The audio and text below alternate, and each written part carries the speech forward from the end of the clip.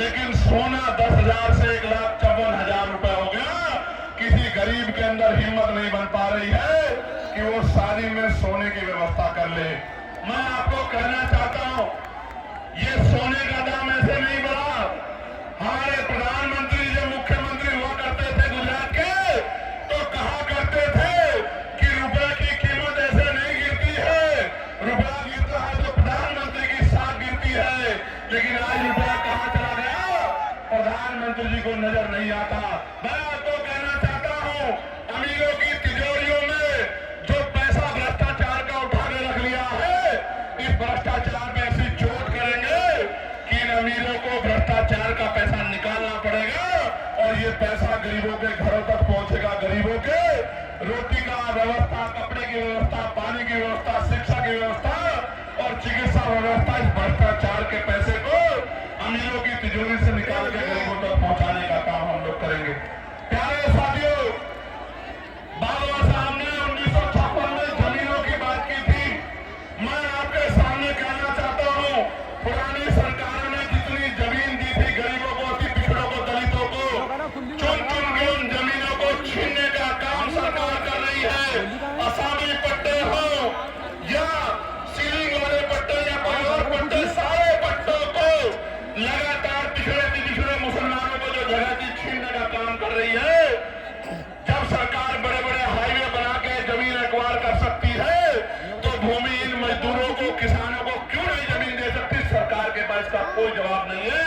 और जिन्होंने 70-70 साल में घर बना के जो लोग रह रहे हैं, जैसे मथुरा में एक बस्ती को उजाड़ने का काम सरकार करने की बात कर रही है, जहां गरीब दलित वाल्मीकि समाज के लोग रह रहे हैं। मैं सरकार को चेताना चाहता हूं, अगर आप गरीबों के घर छीनने का काम करोगे मथुरा में या पूरे प्रदेश में, या उनकी जमीन छीनने का काम करोगे, हम आपकी कुर्सी छीन लेंगे। मेरी बात को याद रखना।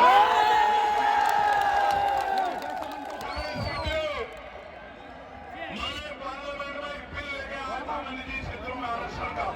आपने पढ़ा होगा, सुना होगा कि दलितों को, पिछड़ों को निजी क्षेत्रों में आरक्षण मिलना चाहिए, क्योंकि सरकारी नौकरियां 2% है, प्राइवेट सेक्टर में आरक्षण मिलना चाहिए।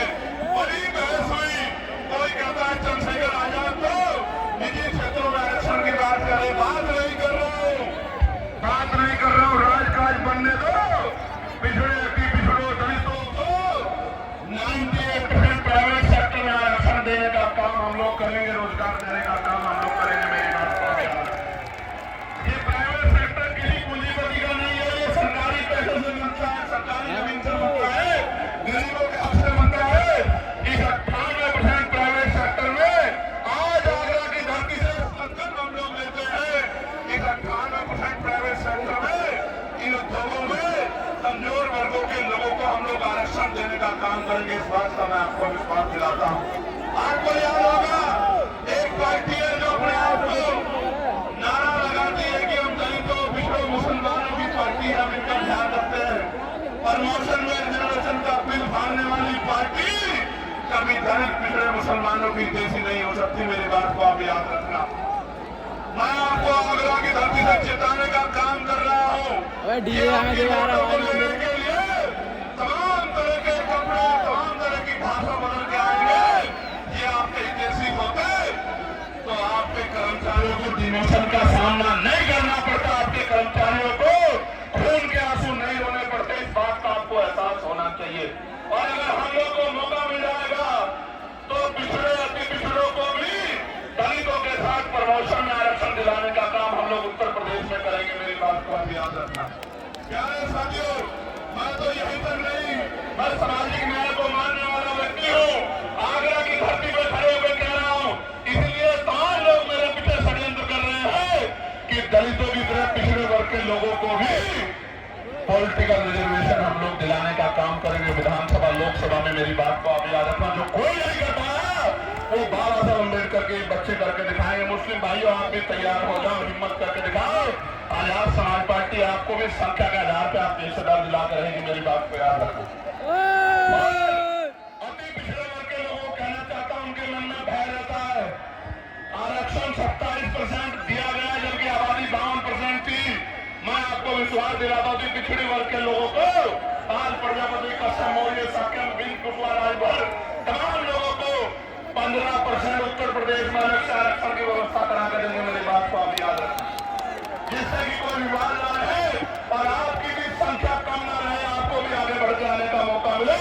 आज प्रजापति सैन विश्वकर्मा मौर्य का बच्चा भी, निषाद का बच्चा भी, दुनिया चौहान का बच्चा भी मुख्य धारा में, इस बात का भी मैं आपको प्यारे साथियों, आगरा में जूते का व्यापार होता है, अलीगढ़ में ताले का बड़ा काम है, फिरोजाबाद में कांच का बड़ा काम है। जीएसटी, पहले जीएसटी की मार, फिर लाइसेंस में गैर जिम्मेदारी, फिर छापेमारी के नाम पर लगातार उत्पीड़न किया जा रहा है। लगातार कारीगरों को, मजदूरों को मजबूर करने का काम ये सरकार कर रही है। छोटे छोटे व्यापारी आगरा में जब रिक्शे से अपना माल भेजते हैं तो जीएसटी के अधिकारी उनको पकड़ के 50-50 हजार रुपए की रिश्वत वसूलने का काम करते हैं। राजकाज बदलने को एक एक पैसे का हिसाब होगा जो गरीबों का छीनने का काम कर रहे हैं मजदूरों का। मैंने तो पत्र लिखा था सरकार को कि जीएसटी में छूट करो, और मैं कहना चाहता हूं हमारा व्यापार मंडल मजबूत है।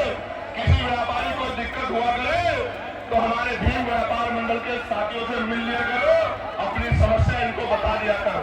प्यारे साथियों, अभी यूजीसी के नए नियम आए हैं, बड़ी चर्चा हो रही है, बड़ा विरोध हो रहा है, और मैं आपको स्पष्ट कहना चाहता हूं वही विरोध कर रहा है जो जाति के आधार पर SC, ST, OBC के बच्चों का शोषण करने का काम करता है, उनको अपमानित करने का काम करता है। इसलिए